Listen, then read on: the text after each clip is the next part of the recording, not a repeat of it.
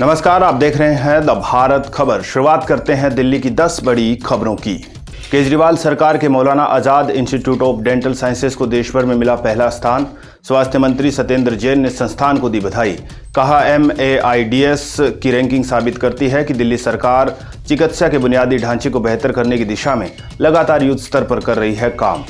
दिल्ली के मुख्यमंत्री अरविंद केजरीवाल ने कहा, पिछले 6 साल में आम आदमी पार्टी की सरकार ने हेल्थ इंफ्रास्ट्रक्चर के क्षेत्र में जमकर किया है इन्वेस्टमेंट। इसी का नतीजा है कि दिल्ली के सरकारी अस्पताल प्राइवेट अस्पतालों से भी है बेहतर। पूरी दुनिया के अंदर आज दिल्ली के सरकारी हेल्थ इंफ्रास्ट्रक्चर की है चर्चा। अब सरकारी सिस्टम में बढ़ रहा है लोगों का भरोसा। दिल्ली में कोविड नियमों का उल्लंघन करने पर कई और बाजारों पर गिर सकती है गाज। सरकार को मिल रही है कई बाजारों में कोविड नियमों का सख्ती से पालन नहीं करने की शिकायतें। PVR, साकेत मार्केट समेत कई बाजारों में गले में मास्क लटकाकर घूमते नजर आ रहे हैं लोग। सोशल डिस्टेंसिंग के नियमों की जमकर उड़ रही है धज्जियां। दिल्ली में बीते 24 घंटे में 73,000 से ज़्यादा टेस्ट करने के बाद सामने आए कोरोना संक्रमण के 93 नए मामले। 2 लोगों की गई जान, 407 मरीज हुए ठीक। राजधानी में अब एक्टिव केसों की संख्या 1041, मरने वालों का आंकड़ा 24,983। दिल्ली में जोरों पर है वैक्सीनेशन का काम। अब तक 80,57,000 से ज़्यादा लोगों को लग चुकी है वैक्सीन। दोनों डोज लगाने वालों की संख्या 18,37,000 के पार। पिछले 24 घंटे में 1,57,728 लोगों को लगाई गई वैक्सीन। कोरोना ने बिगाड़ी दिल्ली मेट्रो की आर्थिक हालत। 1.25 साल में 2,000 करोड़ से ज़्यादा का हुआ नुकसान। दूसरे शहरों की मेट्रो परियोजनाओं की कंसल्टेंसी सर्विस से होने वाली आय से चल रही है दिल्ली मेट्रो की सेवाएं। आधी कैपेसिटी से संचालन करने की वजह से 10% रह गई है यात्रियों की संख्या।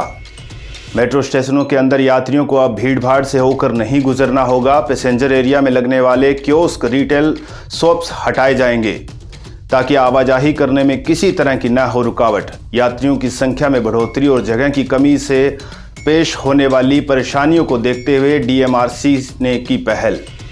दिल्ली हाईकोर्ट ने लवारिस कुत्तों को लेकर जारी किए दिशा निर्देश। कहा, स्ट्रीट डॉग्स को भोजन का अधिकार और नागरिकों को उन्हें खिलाने का अधिकार, लेकिन न हो किसी को परेशानी। कुत्तों की नसबंदी और टीकाकरण कर उसी क्षेत्र में वापस लौटाना होगा। अगर कोई कुत्ता घायल या अस्वस्थ है तो ये RWA का कर्तव्य होगा कि ऐसे कुत्तों के लिए नगर निगम के पशु चिकित्सक या निजी तौर पर RWA के फंड से करवाए इलाज। दिल्ली में खुला भारत के नंबर 1 इलेक्ट्रिक स्कूटर का शोरूम। एथर एनर्जी ने लाजपत नगर में अपने पहले रिटेल आउटलेट एथर स्पेस का किया उद्घाटन। 450X और एथर 450 प्लस इलेक्ट्रिक दोपहिया वाहन अब से इस सेंटर पर टेस्ट राइड और खरीद के लिए होंगे उपलब्ध। 450X इलेक्ट्रिक स्कूटर की एक्स शोरूम कीमत 1,32,426 रुपये और 450 प्लस स्कूटर की कीमत 1,13,416 रुपये होगी। और दिल्ली NCR में बदला मौसम का मिजाज। के इलाकों में हुई झमाझम बारिश। मौसम के अचानक करवट बदलने से लोगों ने ली राहत की सांस। भीषण गर्मी की मार झेल रहे दिल्ली वाले। मौसम विभाग के मुताबिक मानसून का इंतजार अगले हफ्ते तक होगा खत्म। आप देख रहे थे दिल्ली की 10 बड़ी खबरें। बाकी की खबरों के अपडेट्स पाने के लिए आप हमारे चैनल को अभी सब्सक्राइब कर लीजिए। शुक्रिया।